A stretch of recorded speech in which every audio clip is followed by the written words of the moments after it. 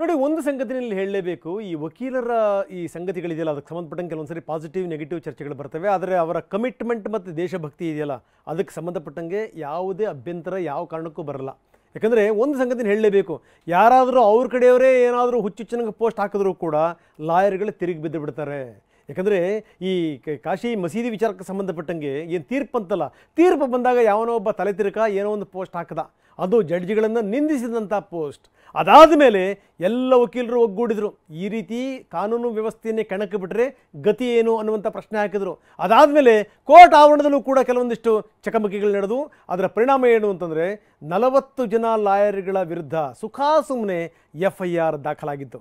ಅದು ಎಷ್ಟರ ಮಟ್ಟಿಗೆ ಈಗ ಕಿಚ್ಚು ಹತ್ತಿದೆ ಅಂತಂದರೆ ಎಲ್ಲ ಕಡೆಗೂ ಕೂಡ ಪ್ರತಿಭಟನೆಗೆ ಕಾರಣವಾಗಿದೆ. ಜೊತೆಗೇನು ಅಂದರೆ ಈ ವಿಚಾರ ಸಂಬಂಧಪಟ್ಟಂಗೆ ಇನ್ನಷ್ಟು ದೊಡ್ಡ ಪ್ರತಿಭಟನೆ ಮಾಡಲಿಕ್ಕೆ ಲಾಯರ್ಗಳು ಸಜ್ಜಾಗಿ ನಿಂತಿದ್ದಾರೆ. ಇದೆಲ್ಲದರ ಜೊತೆಗೆ ಇದರ ನಡುವೆ ರಾಜಕೀಯ ಕೂಡ ಶುರುವಾಗಿದೆ. ಇದು BJP ಮತ್ತು JDS ಹಚ್ಚಿರುವಂಥ ಬೆಂಕಿ ಅಂತ DK ಕಿಡಿಕಾರಿದ್ದಾರೆ.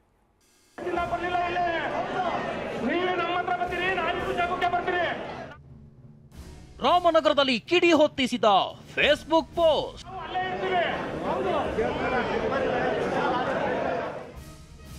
ವಕೀಲರ ಪ್ರತಿಭಟನೆ, ದಲಿತ ಸಂಘಟನೆಗಳಿಂದಲೂ ಕಿಡಿ.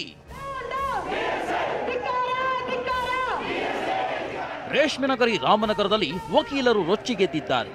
40 ವಕೀಲರ ವಿರುದ್ಧ ದಾಖಲಿಸಿರುವ FIR ಈಗ ರಾಜಕೀಯ ತಿರುವು ಪಡೆದುಕೊಂಡಿದೆ. ಕೇಸ್ ರದ್ದು ಮಾಡುವಂತೆ ಆಗ್ರಹಿಸಿ ವಕೀಲರು ನಿನ್ನೆಯಿಂದ ಪ್ರತಿಭಟನೆ ನಡೆಸಿದ್ದಾರೆ. ಇವತ್ತು ಕೂಡ ಪ್ರತಿಭಟನೆ ಮುಂದುವರಿದಿದೆ. ಇಷ್ಟಕ್ಕೂ ವಿವಾದ ಹುಟ್ಟಿದ್ದೇಗಂದ್ರೆ SDPI ಕಾರ್ಯಕರ್ತ ಆಗಿರುವ ವಕೀಲ ಚಾಂದ್ ಪಾಷಾ ಜ್ಞಾನವ್ಯಾಪಿ ಮಸೀದಿ ವಿಷಯವಾಗಿ ಫೇಸ್ಬುಕ್ ಪೋಸ್ಟ್ ಮಾಡಿದ್ರು.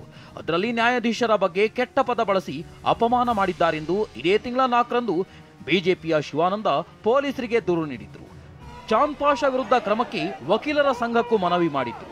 ಬಳಿಕ ಚಾಂದ್ ಪಾಷಾ ಪರ ರಫೀಕ್ ಖಾನ್ ಹಾಗೂ ಕೆಲ ದಲಿತ ಮುಖಂಡರು ವಕೀಲರ ಸಂಘದ ಕಾರ್ಯದರ್ಶಿಯನ್ನ ಭೇಟಿಯಾಗಿದ್ರು. ಚಾಂದ್ ಪಾಷಾ ವಿರುದ್ಧ ಕ್ರಮ ಕೈಗೊಳ್ಳದಂತೆ ಮನವಿ ಮಾಡಿದ್ರು. ಈ ವೇಳೆ ಕೋರ್ಟ್ ಆವರಣದಲ್ಲಿ ಜಟಾಪಟಿ ನಡೆದಿತ್ತು. ಅನುಮತಿ ಇಲ್ಲದೆ ಕೋರ್ಟ್ಗೆ ಹೇಗೆ ಬಂದ್ರಿ ಅಂತ ವಕೀಲರು ಪ್ರಶ್ನಿಸಿದ್ರು. ಮಾತಿಗೆ ಮಾತು ಬೆಳೆದು ಕಿರಿಕ್ ನಡೆದಿತ್ತು.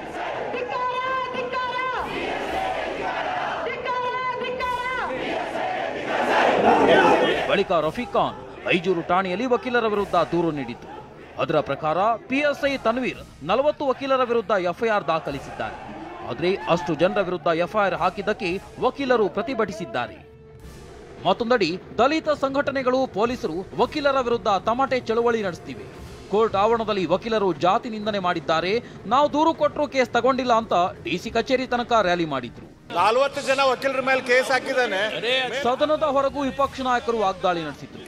ಇದಕ್ಕೆ DK ಶಿವಕುಮಾರ್ ತಿರುಗೇಟು ಕೊಟ್ಟರು. ನೋಡಿ, ರಾಜ್ಯ ಸರ್ಕಾರ ಎಲ್ಲಾ ಘಟನೆಗಳನ್ನ ಈ ರೀತಿ ಘಟನೆಗಳನ್ನ ಬಹಳ ಹಗುರವಾಗಿ ತೆಗೆದುಕೊಳ್ತಾ ಇದೆ. ವಕೀಲರ ವಿರುದ್ಧನೇ ಹೊತ್ತು ಬೆದರಿಕೆ ಹಾಕ್ತಕ್ಕಂತ ನಿಟ್ಟಿನಲ್ಲಿ ಹೊತ್ತು ರಾಜ್ಯ ಸರ್ಕಾರ ಕ್ರಮವನ್ನ ಕೈಗೊಳ್ತಾ ಇರ್ತಕ್ಕಂಥ ನಿಜವಾಗ್ಲೂ ಖಂಡನೀಯ. ಯಾರು ಮಾಡಿದ್ದಾರೆ, ಯಾರು ತಂದ್ರು ಹೊರಗೆ ಲಾಯರ್ಗಳನ್ನ? ನಾವು ತಂದಿದ್ದೀವ?